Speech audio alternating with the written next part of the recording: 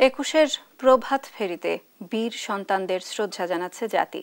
এই মুহূর্তে কেন্দ্রীয় শহীদ মিনারে আছেন সহকর্মী জান্নাতুল মোহনা, হাসান মাহমুদ ও শাহাদাত নিশাত। শুরুতে সরাসরি যুক্ত হব মোহনার সঙ্গে। মোহনা, শ্রদ্ধা জানাতে আসা মানুষেরা কি বলছেন, বিস্তারিত নিয়ে জানাবেন। ফেব্রুয়ারির ২১ তারিখ দুপুরবেলার অক্ত, বৃষ্টি নামে বৃষ্টি কোথায়, বরকতেরই রক্ত। আমরা যেখানে দাঁড়িয়ে আছি ঠিক সেখান থেকে দেখা যাচ্ছে শহীদ মিনার, যেটি কেবল একটি স্তম্ভ নয়, যার স্মৃতি, যার ঐতিহ্য, ইতিহাস, আমাদের বাঙালির আত্মপরিচয়ের ইতিহাস।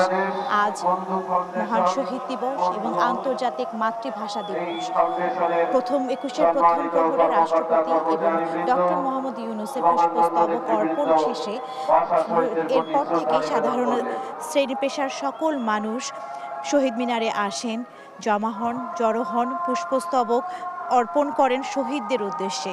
যে শহীদেরা মায়ের মুখের ভাষা কেড়ে নেওয়ার ষড়যন্ত্রকারী যারা ছিলেন, তাদের বিরুদ্ধে আন্দোলন করেছেন, ১৪৪ ধারা ভেঙেছেন এবং নিজের বুকে তাজা রক্ত ঢেলে দিয়েছেন, সেই শহীদদের উদ্দেশ্যেই কিন্তু আজকের এই দিবসটি। এবং কেবল আজকের এই দিবসটির স্মরণে আন্তর্জাতিক মাতৃভাষা দিবস হিসেবেও পালিত হয় এবং দেশের সর্বস্তরে বিভিন্ন শ্রেণী পেশার মানুষ, শিক্ষকবৃন্দ এবং সামাজিক সংগঠন, রাজনৈতিক সংগঠন সহ নানা স্তরের মানুষ প্রথম প্রহর থেকেই জড়ো হচ্ছেন শহীদ মিনার প্রাঙ্গণে, ফুল দিয়ে যাচ্ছেন, পুষ্পস্তবক অর্পণ করছেন বেদিতে। বেদি থোকায় থোকায় ফুলে ভরে আছে এবং আমরা দেখছি যে এখানে এখন ফুল পুষ্পস্তবক অর্পণ করতে এসেছেন বাংলাদেশ প্রকৌশল বিশ্ববিদ্যালয়ের শিক্ষক সমিতি এবং তার আগে আমরা দেখেছি এখানে এসেছেন বাংলাদেশ এশিয়াটিক সোসাইটি। তো বিভিন্ন শ্রেণী পেশার মানুষ সারি সারি ব্যানারের পেছনে দাঁড়িয়ে আছেন এবং অপেক্ষা করছেন শহীদ মিনার প্রাঙ্গণে আসবেন, বেদিতে ফুল দিবেন। আপনাদেরকে জানিয়ে রাখতে চাই যে পুরো শহীদ মিনার প্রাঙ্গণ অর্থাৎ শহীদ মিনার এলাকা জুড়ে নিশ্ছিদ্র নিরাপত্তার ব্যবস্থা করা হয়েছে। আইন শৃঙ্খলা রক্ষাকারী বাহিনী গতকালই CCTV camera footage, CC camera লাগিয়েছে শহীদ মিনার প্রাঙ্গণে, যেন কোনো ধরনের অনাকাঙ্ক্ষিত ঘটনা ঘটতে না পারে। সেই সঙ্গে আমরা দেখছি বিভিন্ন স্কাউট থেকে স্বেচ্ছাসেবী সংগঠনের, ছাত্র সংগঠনের সদস্যরা আছেন এখানকার নিরাপত্তা বজায় রাখতে এবং কোনো ধরনের বিশৃঙ্খলা যেন না হয় তা নজরে রাখতে। সেই সাথে আমরা দেখছি ঠিক এই সারি সারি ব্যানারগুলো কিন্তু শুরু হয়েছে ঠিক ভিসি চত্বরের সামনে থেকে এবং একুশের প্রথম প্রহর থেকে তারা আসছেন। তারা আমাদের জানাচ্ছেন যে ৫২ চেতনা, একুশের প্রেরণা, ২৪-এর প্রেরণা, ৫২ চেতনা, ২৪-এর প্রেরণা। এবং তারা বলছেন বিভিন্ন স্তরের শ্রেণী পেশার মানুষরা আসছেন এবং তারা জানাচ্ছেন যে কেবল নিজেদের জন্য না, প্রজন্ম থেকে প্রজন্মে শহীদদের অবদান মনে করিয়ে দেওয়ার জন্য কিন্তু তারা এসেছেন এবং তারা জানাচ্ছেন বারবার যে এই যে শহীদরা রক্ত দিয়েছেন, তারা অনুপ্রেরণা জাগিয়েছেন বৈষম্যের বিরুদ্ধে কথা বলার জন্য, নিজের অধিকার আদায়ের লক্ষ্যে কাজ করবার জন্য, নিজের অধিকার আদায়ের জন্য যেন এক চুলো ছাড় না দেওয়া হয় এবং নিজের মাতৃভাষাকে রক্ষা করার বিষয়ে যে আন্দোলন, এটি কেবল ভাষা ভিত্তিক বলবো না, এর সাথে জড়িত আছে বাঙালির দীর্ঘ লড়াই সংগ্রামের ইতিহাস, সেই সঙ্গে জড়িত আছে বিভিন্ন শোষণের ইতিহাস, শাসকদের নিপীড়নেরও ইতিহাস। যে নিপীড়নের বিরুদ্ধে কথা বলতে সোচ্চার ছিলেন বাঙালির তরুণ সমাজ, বুদ্ধিজীবীরা, শিক্ষক সমাজ, বিভিন্ন শ্রেণী পেশার মানুষ সব সময় কিন্তু সোচ্চার ছিলেন। আমরা যদি দেখি আমাদের বাঙালির ইতিহাস, 1948 সালের সময় থেকে আমাদের ভাষা আন্দোলনের যে সূত্রপাত আমরা দেখেছি, সেখান থেকে আমরা এখানে এসেছি এবং আমরা এখানে ফুল দিতে আসা কয়েকজনের সাথে কথা বলতে চাই। আজ তো ভাষা শহীদদের প্রতি আপনারা সম্মান জানাতে এসেছেনই, এছাড়া আপনারা যদি বলতেন যে ৫২ চেতনা কি এখনো আপনাদের মনে প্রাণে আছে? জি, ২১ আমাদের হচ্ছে শক্তি, ২১ আমাদের জাতির চেতনা, আমাদের ভাষার চেতনা, আমাদের স্বাধীনতার চেতনা। ২১ মানে মাথা নোয়াবার নয়, তাই এই চেতনাকে ধারণ করেই আমরা পরিবার সহ সবাই এসেছি ফুল দিতে। প্রতি বছর কি আসা হয়? জি, প্রতি বছর আসা হয়। শুনছিলেন যে পরিবার সমেত এসেছেন ভাষা শহীদদের স্মরণে এবং সন্তানকে সেই মূল্যবোধ সেই চেতনাটাকে যা সম্পর্কে নিজেদের জাতির ইতিহাস ঐতিহ্য যে সম্পর্কে পরিচয় করে দিতে তারা এসেছেন এবং সেই সাথে দেখাতে চাচ্ছি যে এখনও সেই সারি সারিভাবে আসছেন এবং বেদিতে পুষ্পস্তবক অর্পণ করতে তারা এগিয়ে আসছেন শহীদ মিনার প্রাঙ্গণের ঠিক সামনে। সেই সঙ্গে কেবল বিভিন্ন শ্রেণী পেশার মানুষই নয়, পরিবার পরিজন নিয়ে আসছেন, কেউ প্রিয়জন নিয়ে আসছেন সেই দিনকার স্মৃতি, সেই 21শে ফেব্রুয়ারির স্মৃতিকে স্মরণ করার জন্য। সেই সঙ্গে আমরা দেখতে পাচ্ছি যে বিভিন্ন রাজনৈতিক ফোরাম থেকে বিভিন্ন সাংস্কৃতিক সংগঠন থেকে শুরু করে বিভিন্ন শ্রেণী পেশার মানুষ শহীদ মিনার প্রাঙ্গণে আছেন এবং তারা এই বিভিন্ন প্রাঙ্গণে জড়ো হচ্ছেন। আমরা দেখতে পাচ্ছি যে এই ব্যানারে আমরা দেখতে পাচ্ছি যে বাংলাদেশ মেরিটাইম ইউনিভার্সিটি থেকে এসেছেন পুষ্পস্তবক অর্পণ করার জন্য শহীদ বেদিতে শহীদদের স্মরণে সম্মান প্রদর্শনের জন্য। সেই সঙ্গে আমরা দেখছি যে সকল শ্রেণী পেশার মানুষ কিভাবে আসছেন একের পর এক সারিবদ্ধভাবে তারা আসছেন শহীদদেরকে স্মরণ করতে নয়, কেবল সেই 52 সেই স্মৃতিকে ধারণ করতে, যে স্মৃতির কথা বারবার প্রতি বছরই আমরা স্মরণ করি। যদিও এই দিনটি কেবল আজকের জন্য না হয়ে অনেকের সাথে কথা হয়েছে যে 21শে ফেব্রুয়ারি উপলক্ষে শহীদ মিনার প্রাঙ্গণকে যেভাবে সাজানো হয়, যেভাবে শ্রদ্ধা ভরে সকলে খালি পায়ে শহীদ মিনার বেদিতে উঠেন সম্মান শ্রদ্ধা জ্ঞাপন করেন, তা আমরা প্রতি বছর কিন্তু দেখতে পাই না। কেননা প্রতি বছর বলবো না, বছরের অন্যান্য দিনগুলো কিন্তু আমরা দেখতে পাই না, কেননা অন্যান্য দিনগুলোতে দেখা যায় যে শহীদ মিনারের প্রাঙ্গণে সকলেই জুতো পায়ে দিয়ে উঠে এবং বিভিন্ন ধরনের আমরা দেখতে পাই যে ঘটনা ঘটে থাকে শহীদ মিনার প্রাঙ্গণকে কেন্দ্র করে। শহীদ মিনার প্রাঙ্গণে আমাদের সহকর্মী আলিমুজ্জামান সাফওয়ান, এবং তিনি এই মুহূর্তে শহীদ মিনারের অন্য একটি প্রান্তে আছেন এবং সেই সঙ্গে আমরা তার সঙ্গে যুক্ত হতে চাই। সাফওয়ান,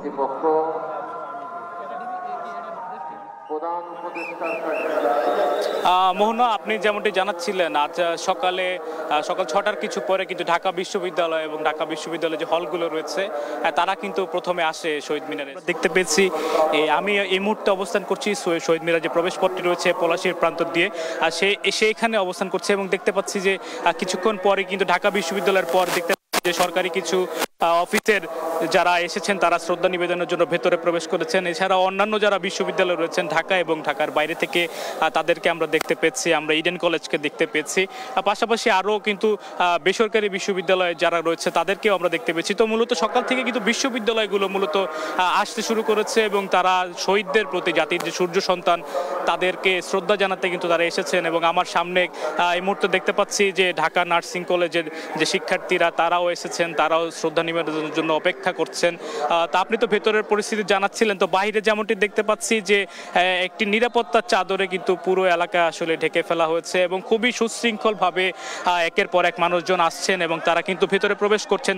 প্রতিবার যে আসলে মানুষের ভিড়গুলো আমরা লক্ষ্য করি, মানে শৃঙ্খলার যে বিষয়টি সেটি কিন্তু এবার নেই, সেটি আমরা দেখতে পাচ্ছি। এই মুহূর্তে দেখতে পাচ্ছি যে বিভিন্ন সমাজতান্ত্রিক সংগঠন যেগুলো রয়েছে তারাও আসছেন, নানা ধরনের সংগঠন তারা কিন্তু সকাল থেকে শুরু করেছেন আসা এবং একে একে তারা ভেতরে প্রবেশ করছেন সুশৃঙ্খলভাবে। তাদের যেই ফুলটি নিয়ে এসেছেন তারা শহীদদের শ্রদ্ধা জানাতে, সেটি নিয়ে তারা প্রবেশ করছেন এবং ভেতরের খবর আপনি জানাচ্ছিলেন। তো দেখতে পাচ্ছেন সরাসরি বিভিন্ন রাজনৈতিক, পাশাপাশি বিভিন্ন রাজনৈতিক দলের যারা নেতারা রয়েছেন তারাও কিন্তু এসেছেন এই শহীদ মিনার শ্রদ্ধা জানানোর জন্য। তো সব কিছু মিলিয়ে আমি আমাদের আরেক সহকর্মী হাসান মাহমুদের কাছে যেতে চাই। হাসান, আপনি তো শহীদ মিনারে রয়েছেন, তো সেখানকার কি পরিস্থিতি আমাদেরকে জানাবেন।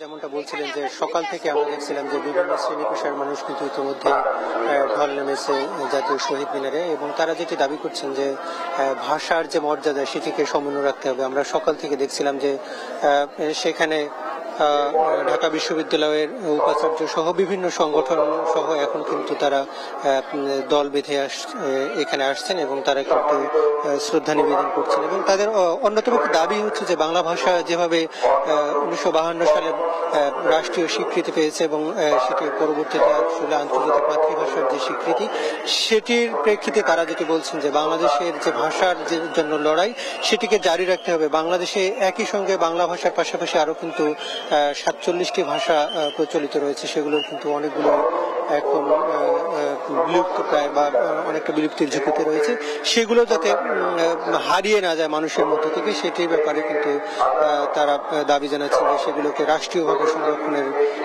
ব্যবস্থা করা হোক। আমরা দেখছিলাম যে বিভিন্ন শ্রেণী পেশার মানুষ কিন্তু এসেছে। এই মুহূর্তে ইডেন মহিলা কলেজের পক্ষ থেকে শ্রদ্ধা নিবেদন শেষে তারা কিন্তু এখান থেকে চলে যাচ্ছেন এবং এর আগে ঢাকা বিশ্ববিদ্যালয় উপাচার্য সহ উপাচার্য অন্যান্য উপ উপাচার্য যারা রয়েছেন তারা কিন্তু এখানে শ্রদ্ধা নিবেদন করেছেন এবং পরবর্তীতে ঢাকা বিশ্ববিদ্যালয়ের বিভিন্ন হলের পক্ষ থেকে এখানে শ্রদ্ধা নিবেদন করা হয়েছে এবং এই মুহূর্তে দেখছি যে বিভিন্ন শ্রেণী পেশার মানুষ যেমন এসেছেন, সেখানে অন্যান্য সরকারি প্রতিষ্ঠান, বেসরকারি প্রতিষ্ঠান, এনজিও কর্মী তারাও কিন্তু এসেছেন শ্রদ্ধা নিবেদন করতে এবং তারা যেটি বলছেন যে আসলে ভাষার মানকে, মর্যাদাকে সমুন্নত রাখতে হবে এবং সাধারণ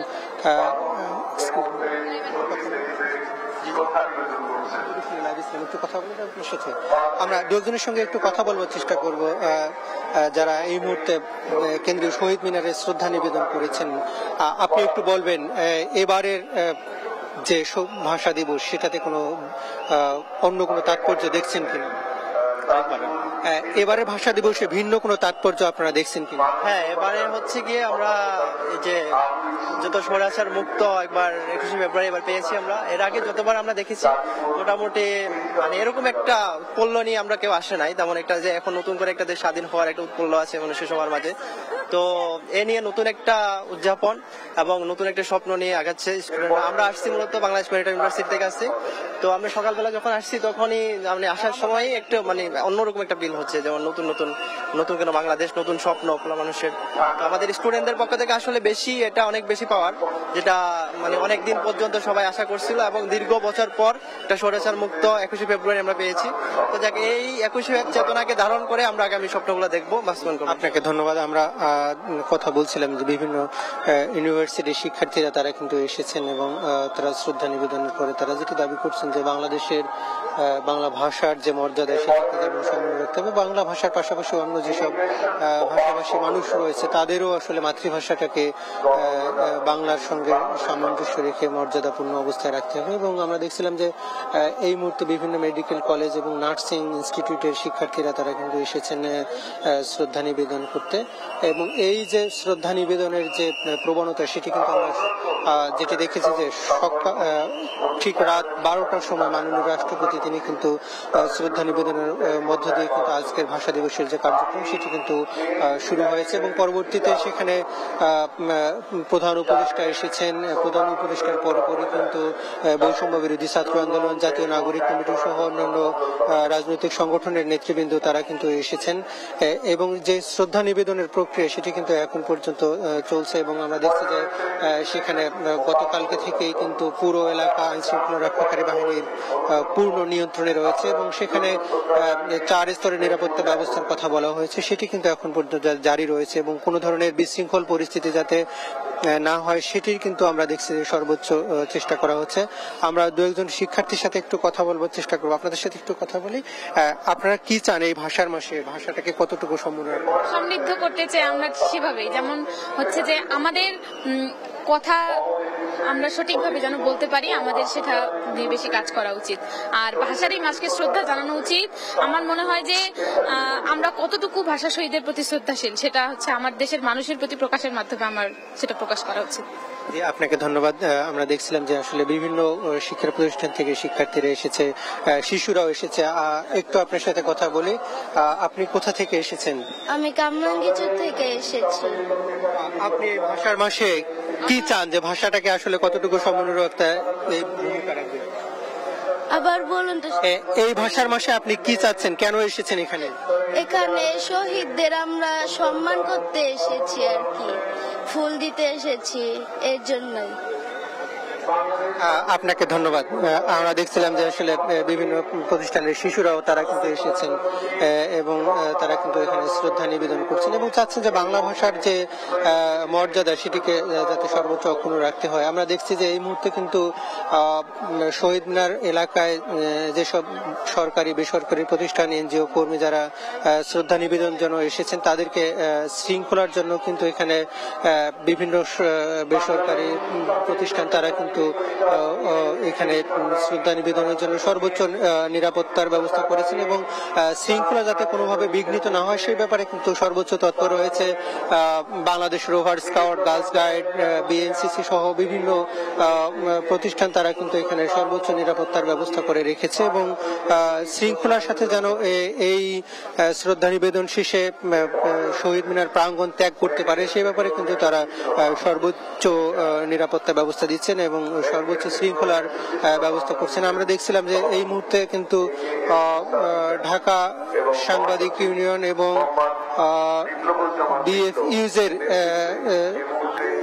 সভাপতি তিনি কিন্তু এসেছেন। আমরা একটু তার সঙ্গে কথা বলার চেষ্টা করব।